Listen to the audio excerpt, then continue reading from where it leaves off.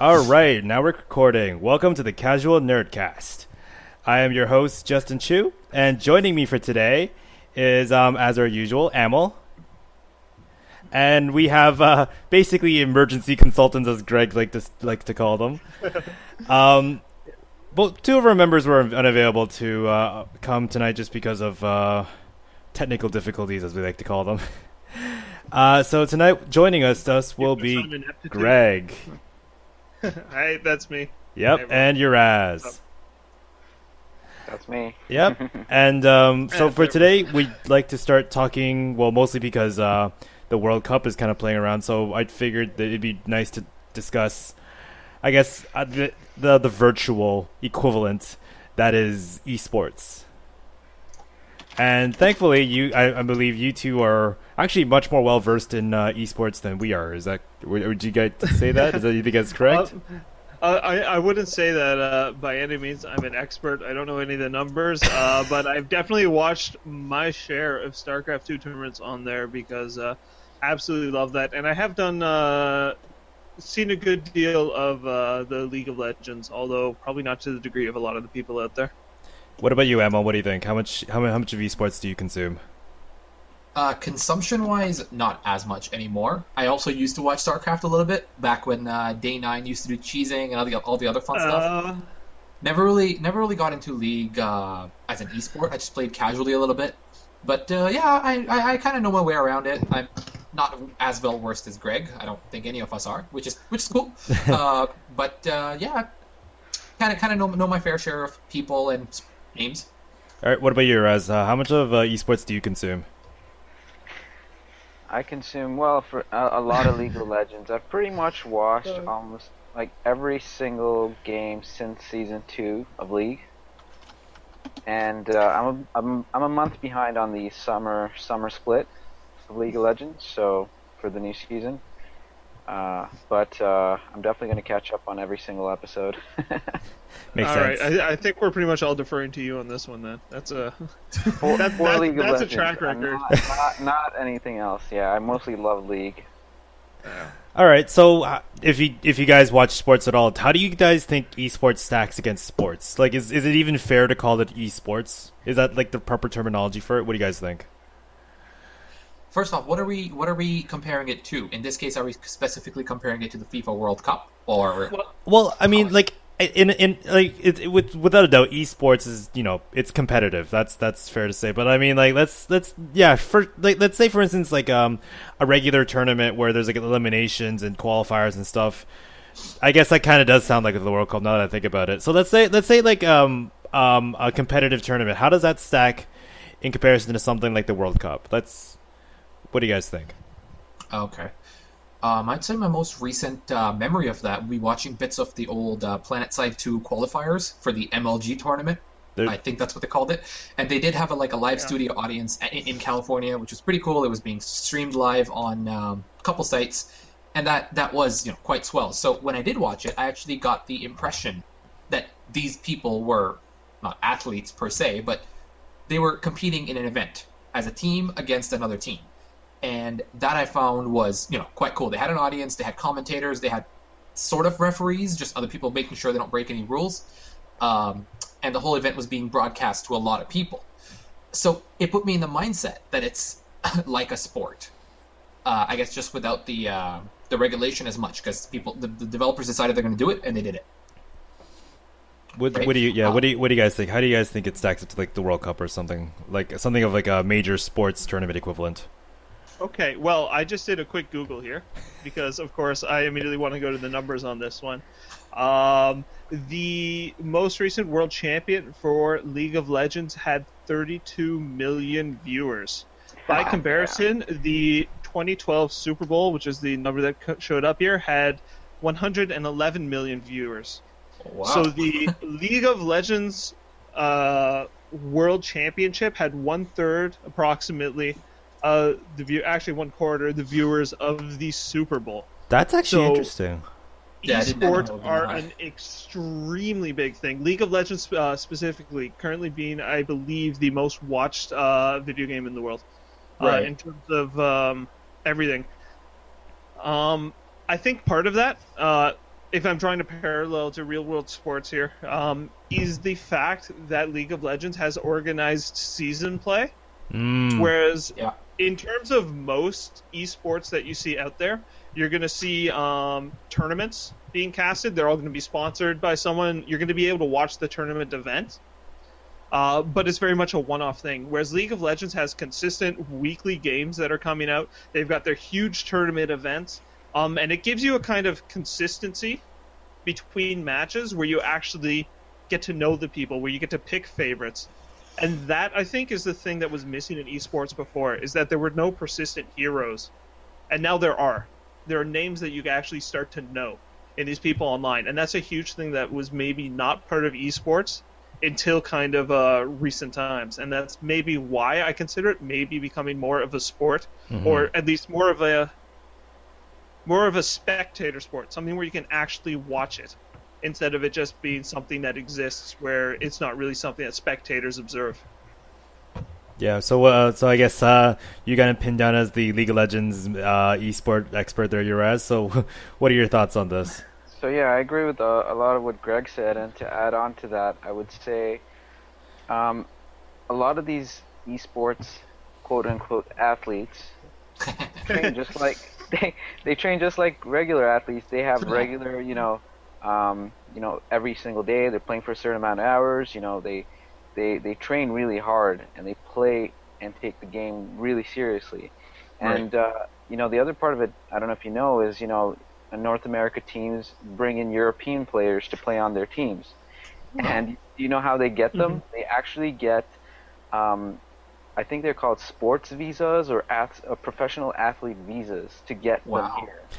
And it's all legit. It's actually legit that they get visas to get here. And sometimes some players, because of visa issues, have to get North American subs, but they still do that. But the other thing, what I want to mention, is that the esports is a true world sport event. If you compare like NFL, NBA, whatever, it's just North America. It's not a world championship. Right.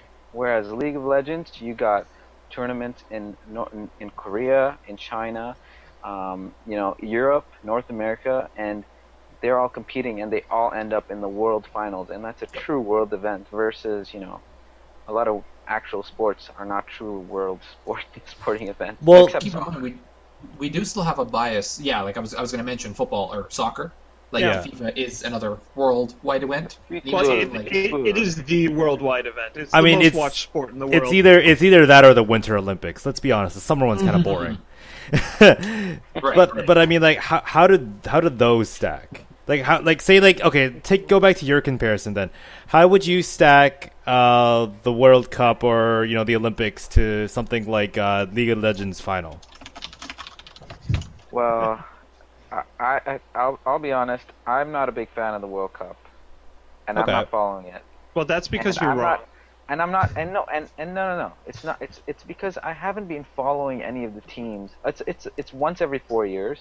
Right. But I don't really follow the team every 4 years. It's all of a sudden 4 years, you're like, hey, all right, cool, we're playing soccer. Soccer's the thing now. Whereas with League of Legends, for the past 3 seasons, I've been following the teams regularly, so I know the players. They're always playing. You get to follow their careers and the ups and downs. Whereas with soccer, at least, well, FIFA in particular, it's once every 4 years, and you just have to be hyped up for 1 month, and then the rest of the 4 years, you're like, you don't even care what the hell they're doing. Well, that's not necessarily true, though. I mean, FIFA is what it's hyped up to be because of everyone around watches it. But quite a lot of people still are around for the Euro Cup and for just the not intramural. What's the step of like the country games? The Premier League. Yeah, Premier Leagues and all that stuff. Players in FIFA, that's what they're called, right? Yeah, they all play there during the year, and for example, quite a few of my Facebook friends are talking about them throughout the year too. But you see, the Premier Leagues, it's not their team coming to play. They just get a couple players to represent them, and your favorite player might not make it to the team. Good point. It's more like FIFA is more like an all-star event where the best players from individual teams get to play, not the actual team. Right. So whereas in League of Legends and esports, they do have all-star events, but it's more of a show thing. All the best players show up on one team. Yeah, It's a show match. It's a show match. The true fun is watching your team or a team start from the bottom, like ranked matches online. They're nobodies, and all of a sudden now they're on the big stage. Anybody can be, a professional gamer. It's literally anyone. have the skills and the time to play the game. Plus, whereas soccer, you need actual physical strength. It's much difficult to get into soccer versus a video game. Right. Well, this is a huge point you bring up. Accessibility. Talking about esports as a whole, and we're talking about the fact that FIFA is a world sport that everybody can play it. One of the reasons that it's such a popular sport, at least in my opinion, is the fact that all you need is a ball. True. Yeah. And you can play. Yeah. You can pick up and play. Esports is not necessarily accessible to everyone. You need to live somewhere where you have quality internet so you can compete in that type of environment. You need to have computers. You need to have the infrastructure. So while you say it's a world sport, I mean, it's enjoyed in many different places, but it's not necessarily accessible at the level that physical sports can be. And so that's maybe one of the factors and reasons why perhaps it's late to the game of being something that we watch. Yeah, and I think the other issue, and Greg brings up an excellent point about accessibility, is that a specific demographic tends to win these kind of MLG events at a Worlds. I'm not going to point out any races. I'm not going to point out anything just to avoid any kind of races of any kind.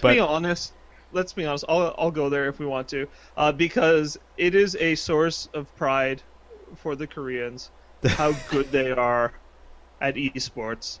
And I don't think you're doing them any disservice by recognizing the fact that they consistently trounce the rest of the world in these events. True. They are top tier.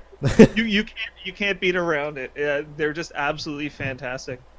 And it's really interesting why they are. But I don't know if you want me to digress that far. But I mean, okay, so do you think the term esports is a correct terminology for describing everything that we've just discussed here? Is it worthy to call it esports? Is there enough similarity between professional gaming maybe? Here's the thing. Let's draw an analog to other things that are competitive, which aren't sports. Mm-hmm. Because chess is played competitively. Mm-hmm. Grandmaster chess games are recorded. They're televised sometimes, and you can watch those. Would they call that a sport? I thought they did. No, this is what I'm asking. Because that's the closest analog that I can think of to considering is a computer game I agree. Sport. I think my argument would be that it's not a sport. A sport involves to a degree the physical aspect aside from just playing online. So I would never call it a straight sport. Calling it an esport is similar. It definitely draws the distinction between the playing electronically versus playing physically. Right. But it still includes the important aspect of competition, which is very much the core of how these events work, typically. Right. So you think that the word I was sport going somewhere with this, and I lost it. So Sorry, go ahead. So basically, do you think the word sport kind of entails competitiveness, or do you think it more so entails physical activity? I feel that the word sport itself has so traditionally applied to things like soccer, like cricket, like football, something that's a physical competition between two people. Right. That I think you can't call something that doesn't have that physical component sport, but I think the use of the term sport within the title esport effectively describes what it is, without saying we are a sport. An esport is a different kind of competition. It's like a different word. Kind of like email and mail is a very different thing. I think I understand you, yeah. Right? It's a very different pair. The fact that mail is part of the word makes you understand what it is just naturally. Oh, okay. I think that sport being kind of part of the term is it necessarily describes a huge part of what it is. It's an intrinsic definition. And so I think, yeah, exactly, and I think it's a very good term for what it is. Aside from the fact that it can draw criticism from people instinctively going, "Oh no, that's not a sport." Well, because there is that knee-jerk reaction from people who watch other stuff to say, "Oh no, it's not a sport. You're playing a computer game," and you invite that by using the term "sport." But I also still think it's the most apt term. Well, if I may make an example based on what you said, you're talking about email versus mail. In 1993 or 4 or whenever, they said, "Oh, email's never going to kick off. It's not a thing. We don't need to worry about it." That's along the same lines as saying, "Oh, we don't need to call it email because it's not really mail, because it's not physical. You're not getting anything in your hands. It's not going to kick off." And then a few years later, it's become, the de facto form of communication. Mm-hmm. True, that's but not it's to say also that, it's also distinctly its own thing.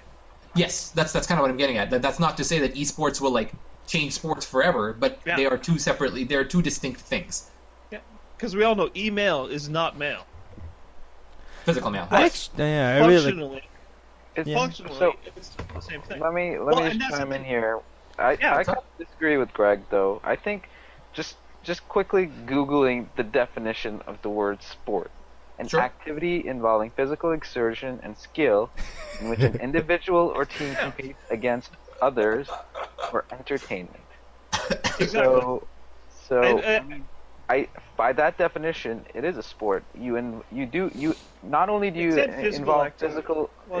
There's physical exertion as well as mental exertion. When I'm playing intensely on a game, I'm sweating. I'm not even joking. It's not hot or anything. I sweat.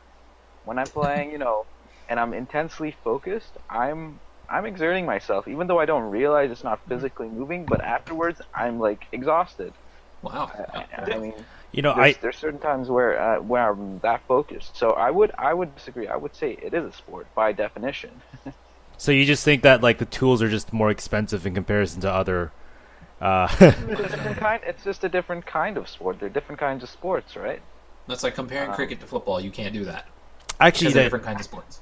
I actually just to add on to what Uraz was saying. I remember watching a documentary on I forget what League of Legends team it was, that they were talking about how they're in a clan house all together, and that's always been the thing with StarCraft as well. Yeah, they all just what they do is they game for 16 hours a day, and then they have to reserve a portion of it to cardio and muscle and stuff because focus is physical fitness is actually really important in esports because they always have to be completely focused. They can't be tired one day. They actually have to be actually in a relatively good shape because if you're out of shape you might actually be lower levels of endurance and you could actually just get really tired halfway into a game.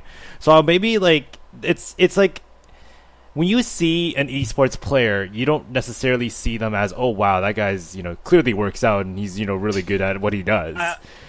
Okay. And also to add on to that, a lot of now at least in League of Legends, the teams they actually have coaches coaching them. They have strategy. They have analysts to analyze gameplay strategy. At least the top tier teams do. They can afford them. Mm-hmm. And it's serious business. It's getting to be more serious by the day. Looks like. And the teams that do get the coaches and the analysts tend to do better. Mm-hmm. So and that's very much partly because of the fact that League of Legends is a team game. If you want to take it, you can consider it analogous to soccer or football or whatever you want to call it. Whereas something like StarCraft, where it's one-on-one, is more like a tennis game, where coaching is a different kind of thing. Coaching may be playing with other high-level players, finding people that you can actually practice with and compete with at that level. So not ladder games. Whereas coaching in League of Legends is going to be tactics. It's going to be what are the right decisions to make in this circumstance? What are the builds? How are we going to work together? And the simple fact that both of those discussions can and need to happen just means that the esports are so much closer to the sports that we're used to. Right. And that's not a bad thing. what we're getting at as well. Not at all. It shows that the competition is not casual. It is serious and competitive to the degree that traditional sports are. Yes. And because it's at that level of skill and competition, because these people are actually coached, trained, and are like straight up so much better than the rest of us aspire to be, means that we're not just watching some people play a game. We're watching highly trained players do something that is way beyond something that I expect to do myself. I know, like, when I started watching StarCraft, just because some of my friends were really into it, I was like, oh, this is really interesting. You know, it's very cool what they're doing. I'm going to try playing this because this seems like fun. Try playing it, realize how impossible it is to do even half of what these people do. And they're managing so many things at once. Like, when I went back and watched the next tournament, it blew my mind, like, absolutely, how much these people were able to do and manage at once. Both the manual dexterity to physically execute it, as well as the mental gymnastics it takes to micromanage so many things simultaneously. Yeah. And the reason why I consider esports a sport comes down to that. The fact that there is such a breadth of skill, there is this development, that we can play it casually, that we can all just play it to have fun. Some of us can play it semi-competitively, where we want to play in ranked. We want to try to get better, to become better players. And that there are people that can take it to a professional level, that can be so skilled that they stand head and shoulders above the rest of us. That makes it worth watching. And I think this is the biggest point. I think this is the biggest point that we've avoided, or we haven't gotten to yet, is for esports to legitimately have a chance for it to be considered a sport acceptably. It doesn't matter that it's competitive. It doesn't matter that there's player skill, that there's all these things. The most important thing is it worth watching? And is it worth producing, like, tournament content for people to consume? Because that's what it comes down to. If you can get viewership and maintain viewership, then it can be considered an esport to the degree that others are. If not, then it's a hobby. It's something that we all do. I'm going to add on to that, Greg, and in order to get that viewership that they need, they're targeting, the younger generation who will start playing the game, and obviously, once you start playing it and understand it, you'll probably enjoy watching it and understand what's going on. So, which brings me to another point about how widely accepted it will become in the future. So, in Korea, I think they actually stream or show these esports games like on live television. Like, they are televised. For them. It's like it's like televised, and it's normal for them. And I see that happening in North America, and probably, just like poker just blew up. People started like watching poker. All of a sudden, out of nowhere, No Limit Hold'em, like holy, like it was all over the place. So and chess, for that matter. There's a threshold where once there's enough, of the younger generation who are watching this, who will, have the. Sorry, what was that? Sorry, go ahead. Go ahead. Yeah, I'm just gonna say So once the viewership is there, I think it will end up on live TV, and eventually, it'll take a little time, 5 years, 10 years, who knows? But it'll get there, just like similar to poker. What happened with poker?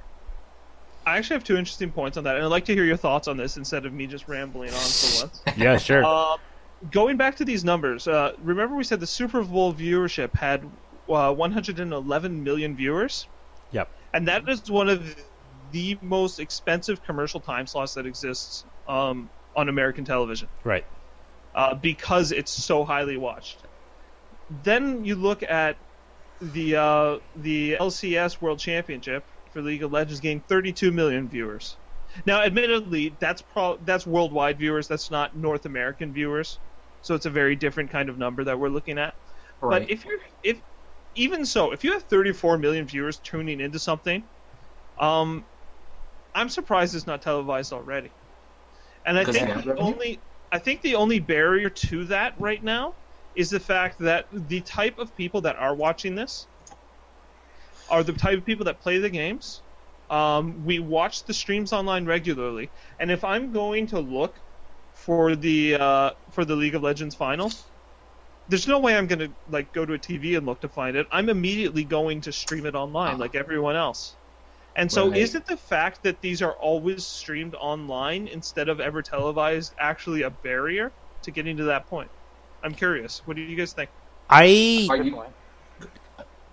I'll let you go first. I'm still working on my thought.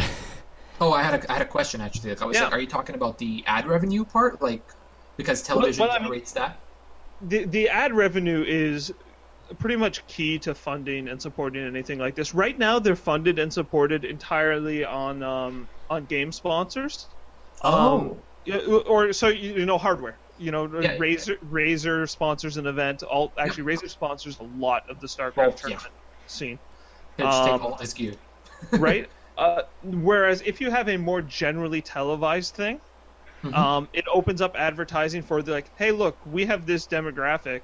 What kind of advertising do you get in teenage shows and stuff like that? You can get more types of advertising once you move to the TV market, and once that happens, I feel like there's the potential for it to stick. Whereas right now it's limited to being sponsored and hosted by people instead of somebody saying, "Hey, we're doing this event. Who wants to advertise?" Oh, yeah. It's on them. Yeah. It's on the. League of Legends is different because League of Legends, Riot has the support, has the money. I assume they know it's going to be successful when they put on these events, and they do it partly because it keeps the game successful. It's a huge part of why people play and keeps them excited in it. The other part I want to add on, Greg, is that it is at the end of the day, advertisers, if they think they're going to make, they're going to reach their target audience, they're going to go for that medium. So, the target audience for League of Legends and esports, like I mentioned, is fairly young. Probably 18 to 20 something, 30. Yeah. So, and they also know we're gamers. Yeah, exactly. And compared to the Super Bowl, when they make a commercial for beer or cars, chances are there's a lot of their target audience are watching. So the same companies wouldn't advertise on esports because kids can't buy cars or drink. Yeah, that's a huge point.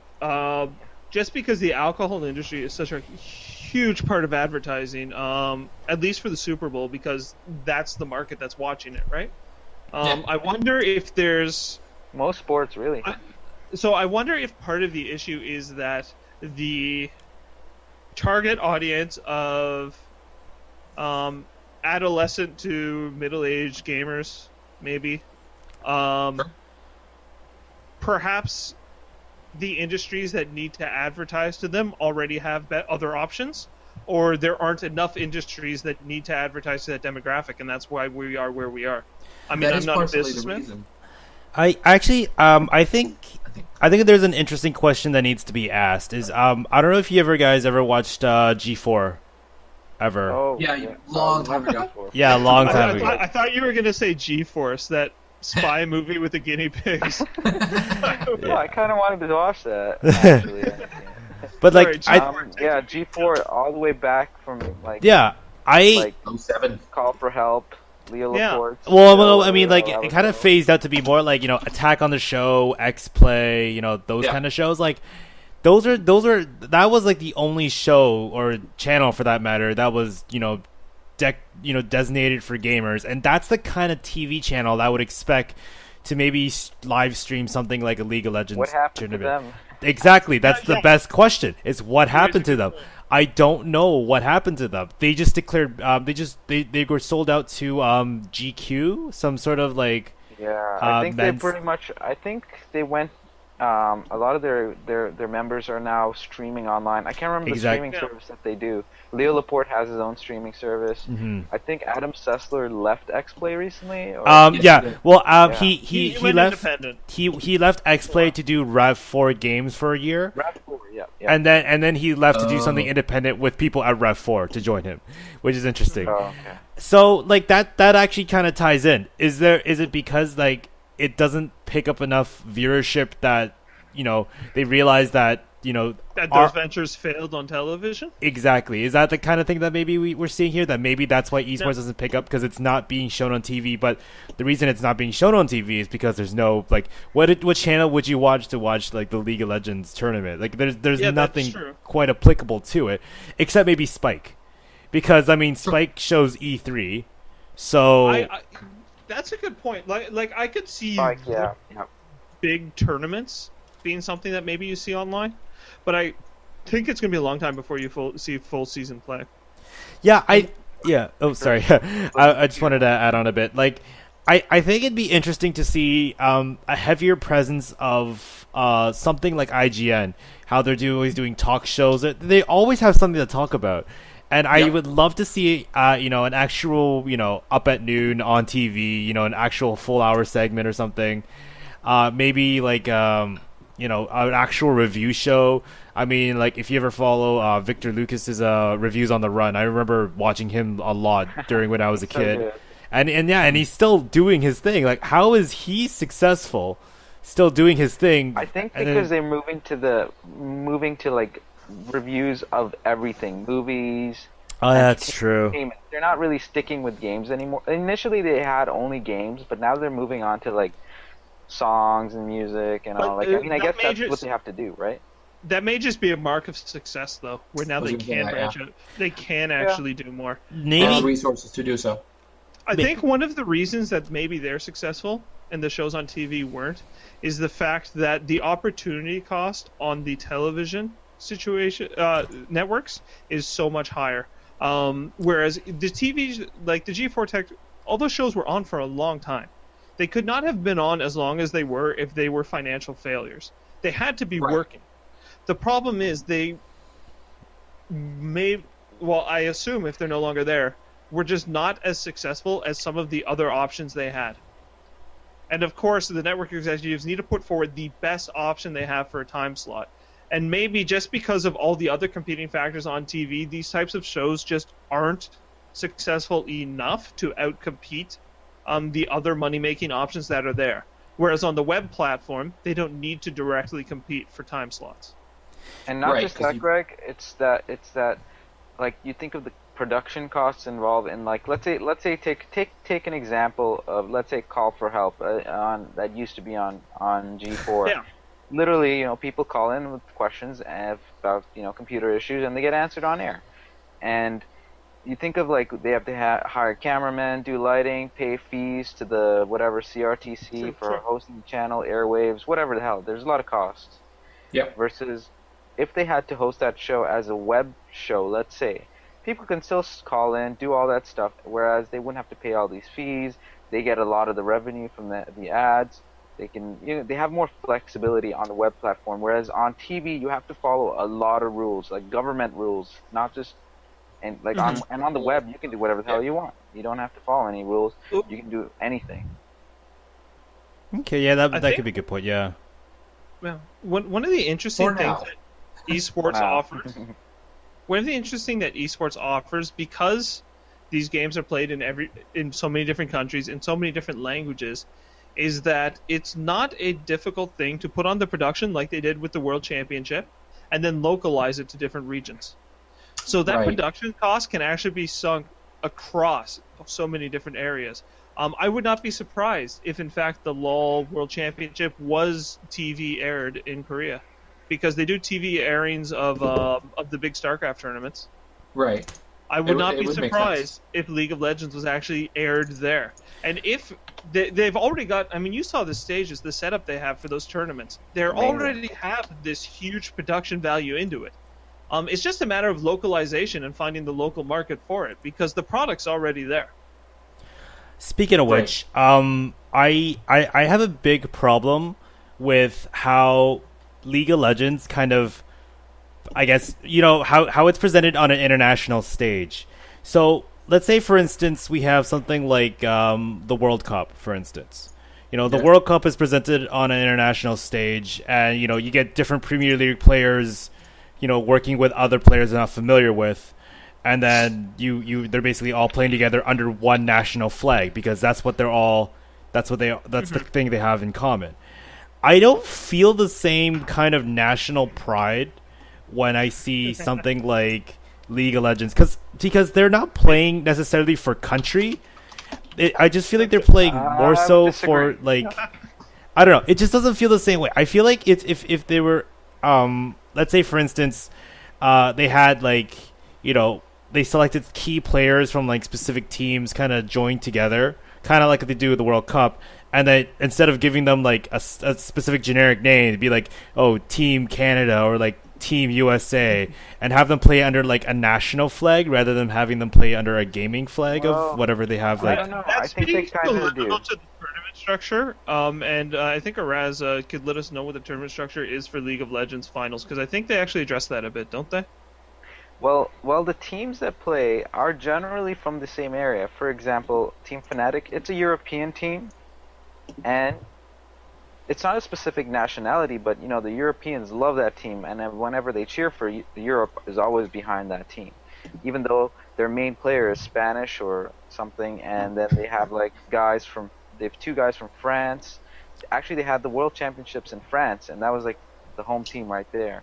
So France was all behind them. So other teams in North America, have Canadian players on their teams.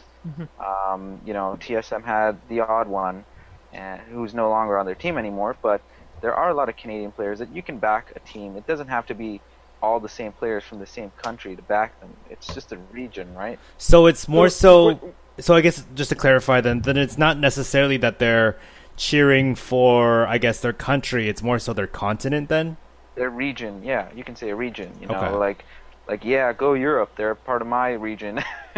It's kind of region in terms of server almost, right? Yeah.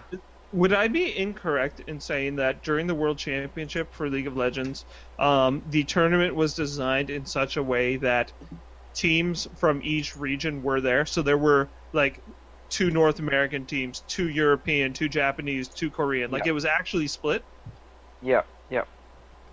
So there is definitely a what I went into that. I watched the tournament, but I don't watch the weekly games. And going into that, it was like, okay, hang on, we're the North American teams. All right, I've got a side. I know who to cheer There for. you go, yeah. There was that kind of national pride when you're jumping in knowing nothing. They still Okay. have that. I know when it comes to StarCraft, and this one will hit a little closer to home for you guys. There's a current player, Scarlet, who's from Montreal. And she's currently, to my knowledge, the only Canadian player who's out there representing on the world stage and kicking butt. Not to mention, I think she's the only female player who's out there kicking butt on the world stage, and she's considered probably one of the best Zerg players in North America, or at least was at some point. I'm not sure about the current state. But I know if she's in a tournament, I end up watching it because I've got a Canadian to cheer for, and I'm there. So I still think that because people compete across all these regions, and if you're not from Korea, you're an underdog anyway. It's really fun to cheer for national pride a lot of times, and I will watch tournaments because I know there's a Canadian player in it. a fair okay, point. I'm learning more about esports than I thought I would. Yeah. There's something interesting about that. Recently, well, this season for I think season 4, right? So, of League of Legends Summer Split, there's a new team called LMQ, and they are some of the best players. Well, some of the best players from China, who came and made a team in NA in North America to play in the North American tournament, and they're a pure Chinese team. So it's kind of weird, but they're allowed to do that because there's no restrictions saying They qualified through that region, right? Yeah, they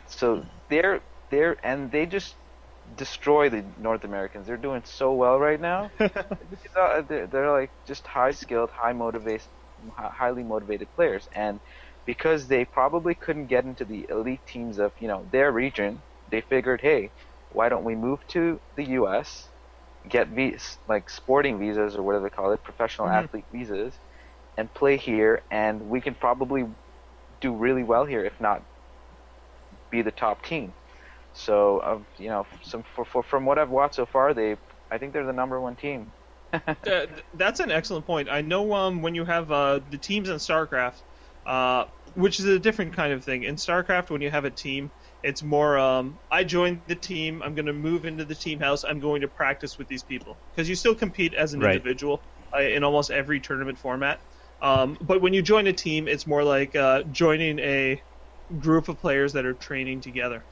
A lot of the North American teams that are working on getting better are actually bringing in some high-tier Korean players to join their teams for a while, and they play with them and they train together, and the whole level of the team just goes up significantly. I know a lot of the Team Liquid is the one that I'm most familiar with as kind of the star champion of North American teams for StarCraft. Right. And 2 or 3 of their top players are Koreans that have moved into the house. And they definitely provide serious quality training for everyone else that's there. So are these... So would you say that you would cheer for mostly... Because their Team Liquid is North American then, right? Yes, they are. They're North American. I don't know what city they're based in. But... No, that's fine then. So then I guess... that does bring an interesting point. Going back to your Raz's point about the Chinese team that just basically came into North America with a sporting visa, that because I know Cool. Well, I mean, like, yeah, no, that's just sneaky. Because I know with regards to, I believe, like World Cup players, in order to participate in like a national team, it's like citizenship, and I know that one of the soccer players on USA actually found this out today recently when I was watching the game. It was Germany versus USA. And one of the USA players was actually born in Germany with an American citizenship. Oh. So he was actually playing for the American team. Now, whether or not that's problematic, because, the North American countries are much more open to immigration. It's kind of different. But I mean, like, I think I draw the line at visas. I think it's like if you have citizenship within a country, it's like, I want to cheer for a team that actually, haven't been at least been here for more than like a year. Right? Okay. I guess let's go to a hypothetical situation. Let's say that this what was the team's name? The LMQ. Chinese LMQ. Okay. Yeah. Let's say that LMQ advances, gets to the World Championship, and wins. Oh my God! I was just thinking now, that. Are people going to say, "Hey, the Chinese team won"? Or are they going to say, "Hey, North America won"?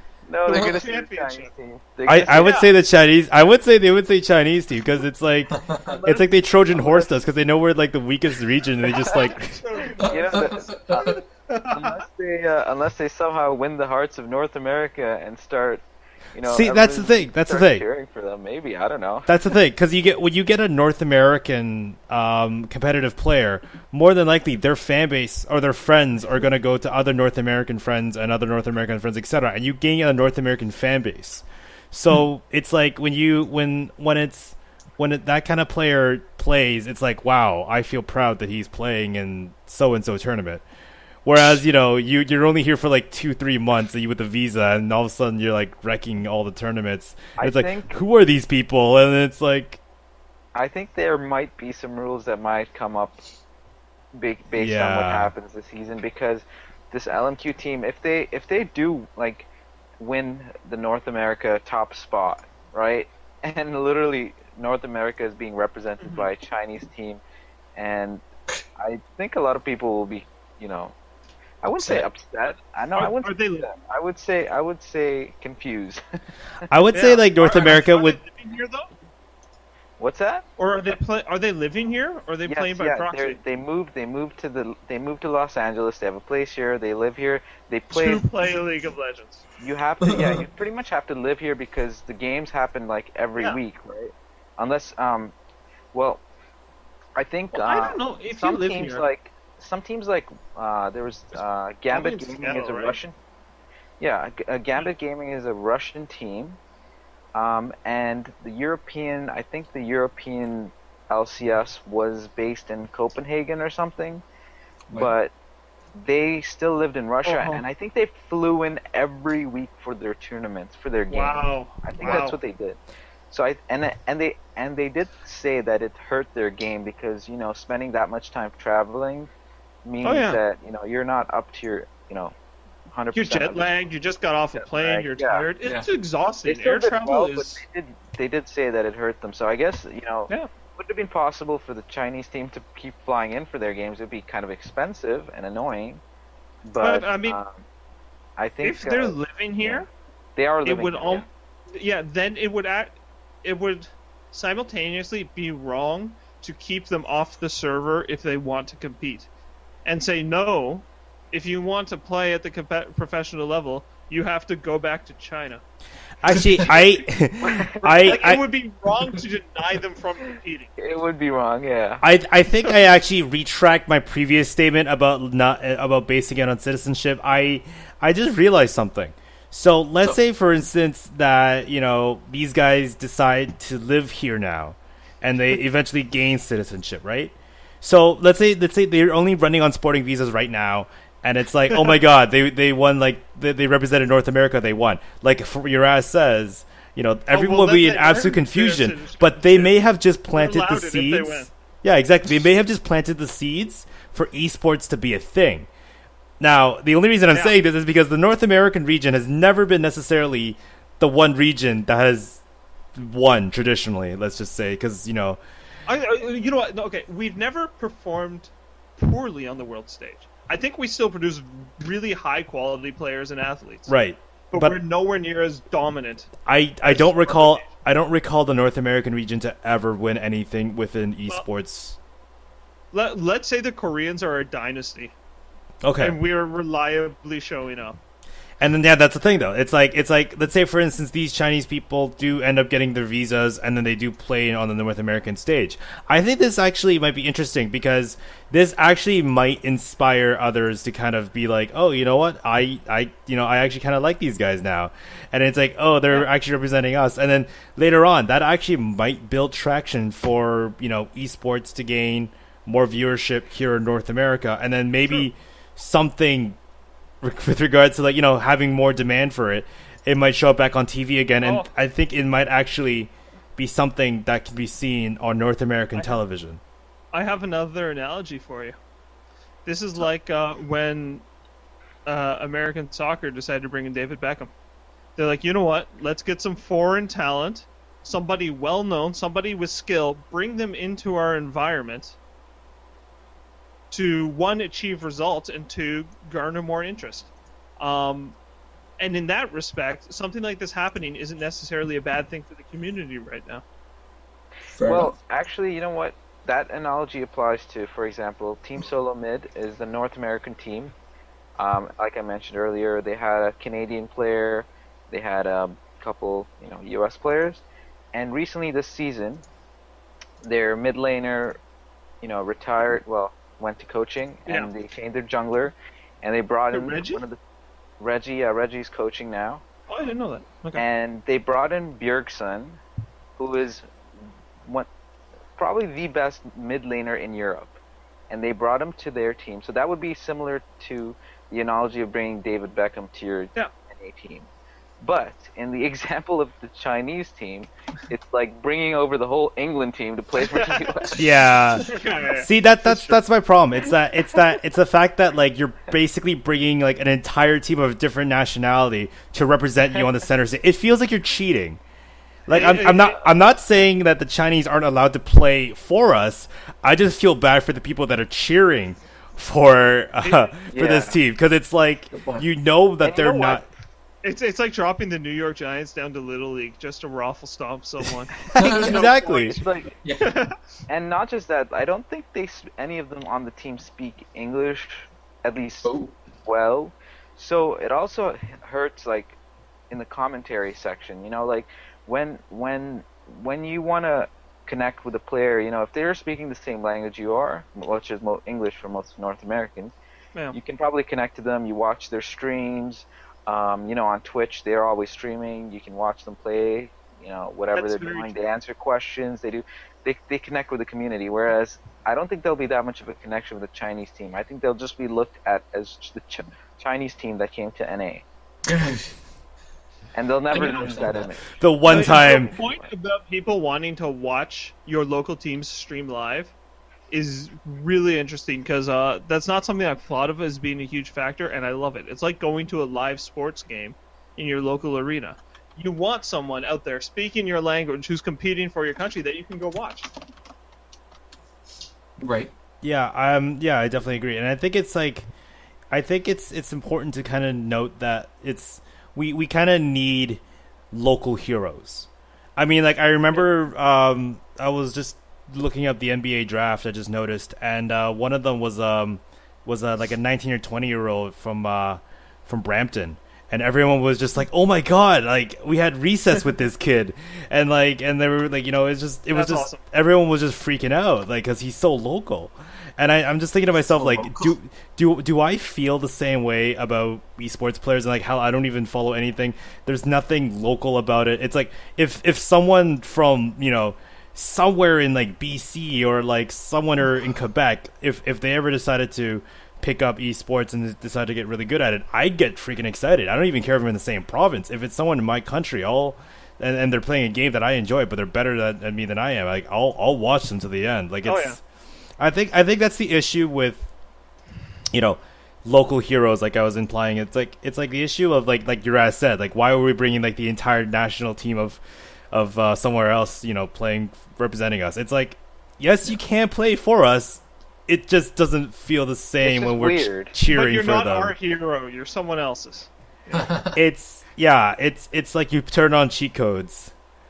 It's basically how I feel. Yeah. All right. Yeah, so I think there might be some rules about that, and I just want to bring up one more point about, I guess, not really esports, but just streamers in general.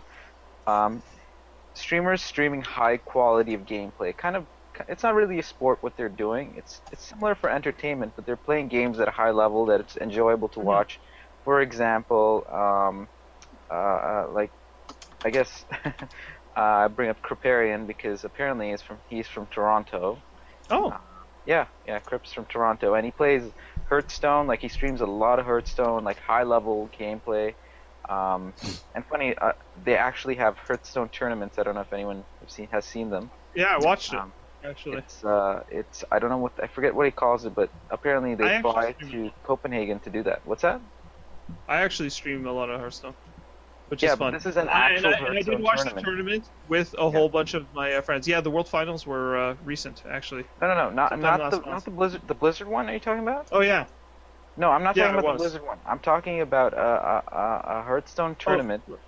Like organized... a pickup poker game? No, and it's like with full production quality, with casting, with everything, like an esport. That's awesome. Yeah, and it's... Sorry, go ahead. It's a different kind of game. It's a different kind of game, but it's not an action or that's like watching chess versus something else. It's going to have a limited appeal, and if you don't know the game inside out, you really cannot watch Hearthstone. With something like League of Legends, you can not really know the game, be familiar with gaming in general, and the commentary can be enough to get you by. I don't know about that. I think to a degree. I mean, you won't appreciate everything. You won't know what the hell's going on. I have a confession to make. I was watching Call of Duty streams. I think I mean like those or just random streams. No, this was a tournament. This was like the major like championship, and like even though I've rarely played multiplayer COD, it was actually relatively easy to get into because COD is like the equivalent of soccer, right? It's simple. You can accessible. It's very accessible. Besides the fact that it's also very competitive, in that aspect, it's not as accessible. But it's very accessible. Like I think accessibility really ties into viewership, and if people, Call of Duty is probably one of the easiest things to watch because it's like I shoot you, you die, and then that's it.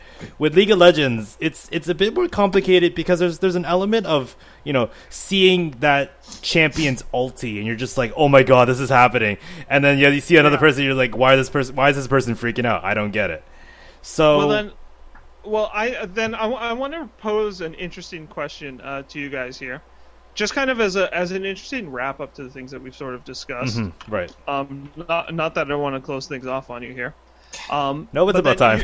You're saying Call of Duty was accessible. You could just get there, you could watch it, and the commentary was interesting. But to me, I saw twitch reflexes, and when I watched Call of Duty, I couldn't see the difference between how I play it and how a pro plays it. Fair enough. When I watch StarCraft, I can see the skill level difference. It's absolutely amazing. How do you not see the difference? Here's the questions. I don't get it. I don't see where the decisions are coming in that I'm not seeing. But here's the question I pose to you then. What games or what qualities does a game need to have to make it something that can be successful as an esport? For example, in soccer, we have teamwork being a huge factor of what it is. There's a lot of team play strategy, which is one of the things that you watch for. In boxing, you're looking both for training for physical prowess as well as decision-making endurance. What type of things are necessary for games in general or in a specific type of game to make it successful as an esport or to be something that can break through? And I'm curious what you think, because it's a good wrap-up question that's possibly going to help us kind of decide, are they suitable as a sport? What are these things? Justin, let's kick this off. You mentioned Call of Duty accessibility. Anybody can pick up and watch it. How important do you think accessibility is? The ability to just pick up and watch it without being familiar with the game? Or versus that's going to have the trade-off directly with how strategic a game is, how important the decision-making processes are, because typically you have a more complex game in that case. League of Legends is a more complex game because you've got your crazy teamwork. Right. You've got your item builds, your decisions. Then Call of Duty is where, well, I guess they do have teamwork too. I think of it as solo play. Well, I mean, when you go to the more like the team coordinated game modes, like say King of the Hill or Capture the Flag, they have certain formations that they have arranged in certain maps that they kind of figure out. So to a certain aspect, it's not as present. Like with regards to like, you know, soccer, for instance, right, or football, when they arrange a certain tactic or when they arrange a certain way that they formations, right, it's not evidently present that they're doing that. Because it just looks like they're standing in a way, but like, you know, someone who studies football or soccer religiously, how well you know the game. Exactly. Right? Yeah. You know, it's like, oh, they're doing that XYZ formation or ABC formation or 4-5-4 formation. It's just like, I don't know what this all means, but I know that they're playing soccer and football. Like it's like, you know, that Call of Duty requires you to shoot. If you missed, you're in trouble. That's all that matters in the end. Right. Something like with like StarCraft, League of Legends, StarCraft, yes, you can see, because it's armies. They trade. You're gonna say, okay, hang on. I don't know what's going on. I don't know what's going on. Oh, the armies are coming at each other, and that guy just got the crap blown out of him. Yeah, I mean, the battles with regards to StarCraft. It's like, as a person who was somewhat familiar with StarCraft, like the beginning of it, it's hard to kind of, I guess, understand, appreciate the nuance, or appreciate, just because, like, yeah, it's you know, a lot of people know about StarCraft strategies. I watch it because I've played the campaign at a very basic level, so it's like, oh, okay, I see what this guy's doing here, and then like the battles are what excite me. Now, I'll let you continue there. Well, then I'm thinking perhaps so the trade-off there then is that, and I think this is universal to good esports that I've enjoyed watching, is that accessibility is universally going to be a problem. If you're not an expert in the game, then it's hard to just watch, and that's something that needs to be addressed for it to be successful. I can't watch I am nowhere near at the strategic level these guys are. I see a game, I don't know what's happening, but the reason I can watch it is because these sports have come up with casters. The people who are casting the game, who are giving you the play-by-play, are suddenly so good.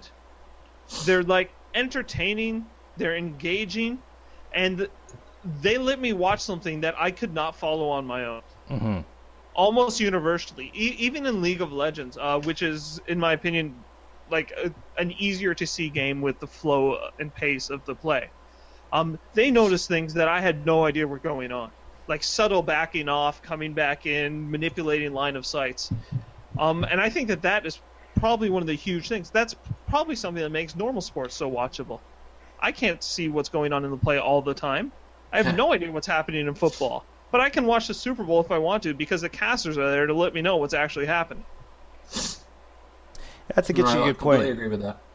Yeah, but I guess I think the one thing though, it's if you want to watch it, the commentators are there to help you, but without the lack of core rules and core, I guess knowing what the thing is all about. You need the base knowledge. Yeah, I think if you walk into League of Legends without any prior knowledge, you'd be a bit confused because it would look like a bunch of characters fighting each other. But there's a much more grander scheme to that. It's you got to know, how far the minions are getting into the game or getting into your base, and the less turrets you have, that's actually a problem. Because and then you also obviously some people might be like, oh, why are they always going to the furthest turret? Why don't you just flank and go for the middle turret? And not understanding that there's progression to be made.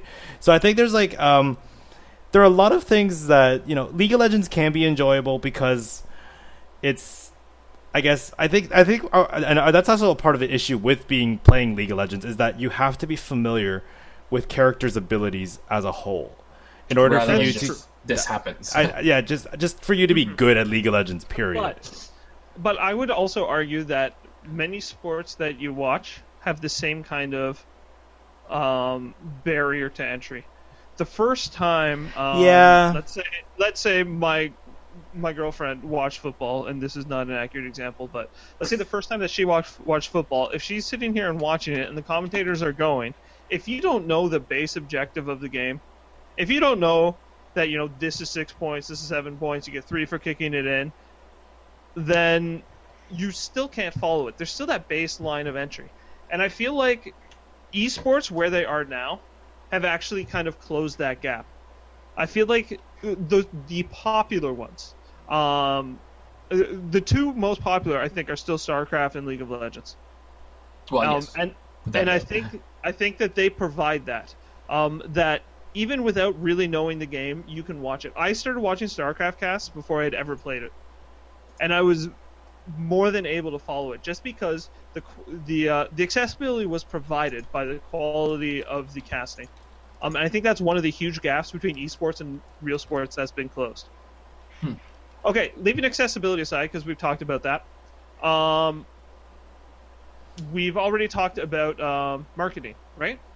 Yep. Which is the other point that we talked about, the importance of that. And I think that's probably maybe the biggest gap that we're missing between the two. I agree, yeah. What else is interesting between the two? The ability of the viewers to actually play and participate in the sport is another key thing for sport success. And we have that. So I feel like the only thing we're missing is that marketing aspect. Mm-hmm. Well, that's getting the biggest viewership up, right? Yeah, and it is. It's the biggest thing to making it a sport. But I think everything else that you need to make a sport something good and entertaining to watch. You have teamwork. You have players at a skill level that you, as a viewer, want to aspire to, right? You have people who are exceptional at what they're doing it live in an entertaining fashion. It is accessible to players. There's casting. There's production value behind it. I feel like everything is there right now for esports to be successful. The but there's still just this barrier to viewership and perhaps a mindset in people who don't watch it, who aren't gamers, that needs to be overcome for it to hit that accessibility. I'm going to say one thing on that. I think it's a bit. I think it can be a bit more simpler because I think it just has to be something that a person is interested in. So I'll just give the analogy of, like I said before, poker. I randomly saw a poker tournament on TV, and I'd never played poker before, and like Greg said, the commentators made it really interesting. I didn't know the rules or anything, and it motivated me to actually play the game. I played a couple games online, I learned the rules, and I really got interested in it, and I played online, not in tournaments or anything, just for fun, and I understood the rules, I understood the strategy, and then I started watching a lot more of the tournaments. I stopped playing online because I just didn't find playing it fun as much as fun as watching the professionals do it. So, I mean, there's no teamwork really in that game. There's no there's no teamwork, or there's not a lot of those aspects you would think of that would make it entertaining. It's Right. just a guy holding a pair of cards and betting. It's like the most So you're simplest saying thing it doesn't to even do. have to be all about that. Right. It's something that if a person can pick up and learn quickly, I think that's the main thing. If you think of the target audience of games that, if you just think of like, let's just use an example of, let's say, my mom. If my mom walked in the room and League of Legends on TV, she's like, "What the hell is this? What's that? Or what is that? What is that a video game? Are you playing this right now?" She won't even realize it's streaming, right?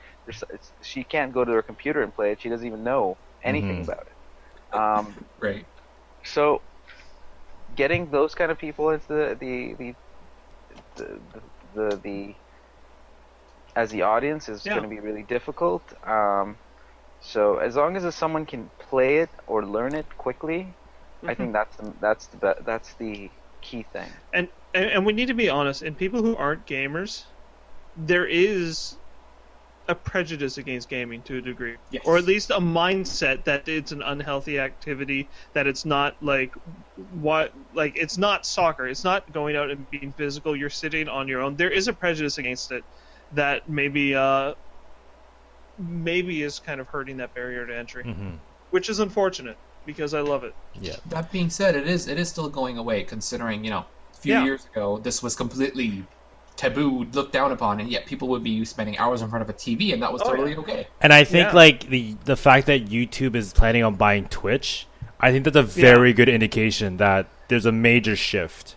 Just to promote gaming. So I guess I think just to wrap it up, for final thoughts. So where do you guys see esports going in the near future? Where do you guys think esports will be? I'd say give it another, as they mentioned, I believe it was Greg mentioned, give it maybe 5-10 years in North America. I don't even think it'll be that long, particularly since you mentioned the YouTube Twitch thing. If that wait, is it already happening, or is that? I don't think it's. I think there are a lot of heavy rumors and reports about it. I don't think it happened yet. Okay, so I'm under the impression that it did happen. They're now actually bonding the two closer together. The services actually let you directly carry over. Okay, which is really neat. Right. So assuming that all goes well, that would speed things up a lot, because even if there's people who don't even like computers, everyone knows what YouTube is. For one, I'm just talking about one specific platform. Everyone knows what it is, and if there's a big Twitch button in the corner, broadcast whatever, they'll be like, "Oh, cool." It would open up that barrier to entry in that regard. The feature I was mentioning is actually almost exactly that. If you're watching somebody's channel who streams on Twitch, what the new feature will do is notify your viewers on YouTube that you just went live on Twitch. And they're like, "Hey, you can watch this guy live right now instead of watching his recorded videos." Right. And I think that is a huge step towards getting exactly where you were saying. Right. So with that in mind, basically, that's just one step. And as you mentioned, in Korea, this is already being televised. StarCraft 2 for sure, maybe even League.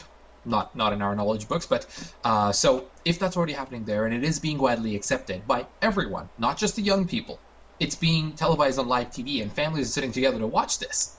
That's pretty cool. And it's breaking down that barrier to entry. So I'd say it might not even be, the 5-10 years we mentioned, depending on how things go with what's going on around us. What are your thoughts on this, Uraz? Where do you think esports is going in the near future? So I agree with everyone's comments regarding the timelines. And like Emil mentioned, Korea. All the esports players are, actually recognized on the street, like celebrities. Yeah. So they're like celebrities. I really don't know if we'll go to that extreme here in North America. Maybe in 20 years, I don't know. But in 5 to 10 years, it'll be much, much bigger as this generation gets older and, keeps on watching. Because, you never really, like, for example, I used to play a lot of League a few years ago, a lot of League. And, at the end of university or during university, it really toned it down a lot. Now, I haven't played League in probably a year now or 2 years or something. Wow. But I follow it religiously because I find it enjoyable to watch it as much as I do playing it. Really. Yeah. So it fills that void, and I also catch up on other things that I played before that I don't play anymore. Right. So the older generation that used to play these games will be the audience in the future, Just or like sorry, it is. yeah, exactly. Just like as things like football, played them as teenagers, and yet now they're still watching it 40 years. Yeah, it's perfect. Yeah, exactly. You played it as a kid, and now when you're older, you're like, oh yeah, I remember that. Oh, it's awesome. I love this. Maybe, or conversely, just like anything like esports, it may just die away, and we'll never see it again, or something new might come along that I will never play and I'll never know about. Right. But you never know. It's really hard to tell, but the future is promising for sure, and At least so far. At least so far, yeah. All right, sounds good. So I think we're in all complete unison about where esports is going. I get no final thoughts. All right, do you want a final thought? Do you? I think you have something you really want to say really badly. I do have a quick final thought, and it's a quick curveball on what we've been saying so far. As was mentioned earlier, you think that at some point people will sit down in front of the TV, watch this with his family. I want to say that myself and my girlfriend already do this. We're going to sit down, we're going to watch streams together all the time, and that we are next generation's family. We're going to be starting that, and I think that where esports are now is already setting up for that to happen. But I don't think we're going to be sitting down ever and watching it in front of the TV. I think we're going to have the same kind of integration in popular culture as we do with current sports. Mm-hmm. I think esports will have that same integration in culture, but I think that it's always going to be on an online platform. But that's mostly because I have a lot of faith in the internet taking over TV's role for our current generation as well. And I don't think that we need to see the move to television. I think that the platform it's on is alive, it's healthy, and it's only going to gain strength in popular culture going forward. Right. Yep. Okay. That's a very interesting point. Yeah. Okay. So I guess that's it for tonight for us. All right. So this is the Casual Nerdcast signing off. Wave, everybody. Thank you for joining us. Thank you for joining. Bye.